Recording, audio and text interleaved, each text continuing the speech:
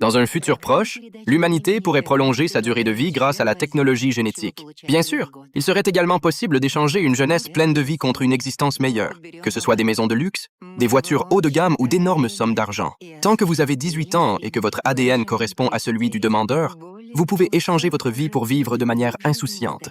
Cela a permis à de nombreux jeunes d'environ 20 ans d'obtenir rapidement la vie de leurs rêves en empruntant des raccourcis. Bien entendu, leur corps et leur visage vieilliront avec le temps. Mais malgré cela, beaucoup de jeunes continuent à être attirés par l'idée d'échanger leur vie pour réaliser leurs rêves. Les entreprises de biotechnologie ont donc créé des départements spécialisés pour signer des accords avec les donneurs potentiels. Kevin est l'un des meilleurs commerciaux de ces entreprises. Il se rend chaque jour dans les bidonvilles pour encourager les jeunes en difficulté à prendre des raccourcis. Un jeune homme de 18 ans devient sa cible cette fois. Il avait prévu de donner 5 ans de vie pour obtenir un peu d'argent, mais Kevin lui recommande plutôt un package de 20 ans. Plus la durée de la donation est longue, plus la compensation est élevée. Après beaucoup de persuasion, le jeune homme accepte de donner 20 ans de sa vie en échange de 800 000 $.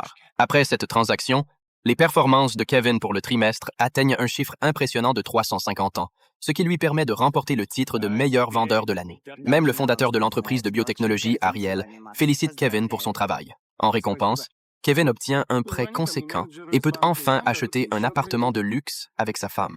Cependant, la joie ne dure pas longtemps. Un incendie soudain détruit toutes leurs possessions. Heureusement, Kevin avait souscrit une assurance pour la maison. Malheureusement, de mauvaises nouvelles suivent. Selon l'enquête de la compagnie d'assurance, l'incendie n'était pas dû à un problème électrique ou à une autre cause similaire. Si ce n'était pas un accident, l'assureur n'était pas tenu de verser de compensation. Pire encore, la banque exige que le couple rembourse immédiatement les 2,7 millions de dollars restants du prêt, faute de quoi ils saisiront leur seule garantie. La femme, complètement choquée, reste figée, car la garantie est en réalité les 40 années de vie de cette dernière.